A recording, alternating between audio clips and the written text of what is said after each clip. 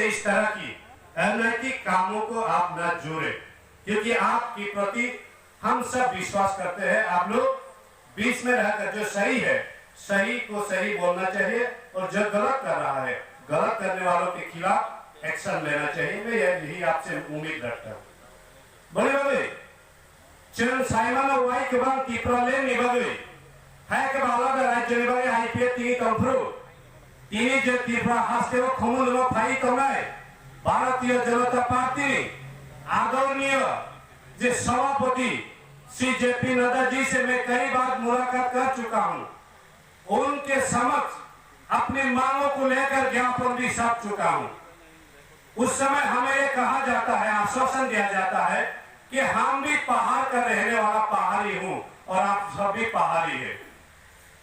तो इस दौरान आज त्रिपुरा में उन्होंने कुछ बातें रखी है कि आदिवासियों की विकास के बारे में उन्होंने कुछ बात रखी है, लेकिन मैं उनसे यही बात कई बार कह चुका कि यहाँ के आदिवासियों की विकास करने के लिए सबसे पहले इनकी जनसंख्या को बरकरार रखने के लिए इनको विकसित होना चाहिए, और इनको विकसित करने के लिए अलग राज्य देना ही बेहतर है। और बिना अलग राज्य बनाए हुए आप लोग त्रिपुरा के आदिवासियों की विकास नहीं कर सकते।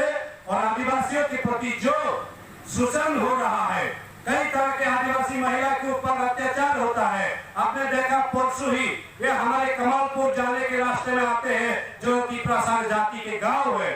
उन गांवों के हालत आप लोग देखेंगे तो उनको घर नहीं कहेंगे कि वो झोपड़े हैं। उन झोपड़ों में रहने वाले हमारी महिला का इज्जत सुरक्षित नहीं है।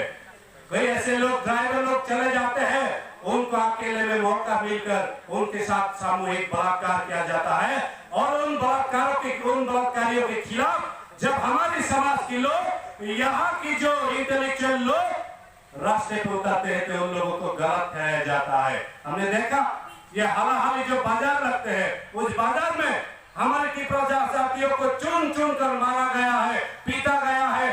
बाजार में बिक्री करने के लिए जो लेके गया सामान, वो सामान छोड़कर उनको भागना पड़ा है। कई लोगों की पैसा भी छीना गया है साथियों।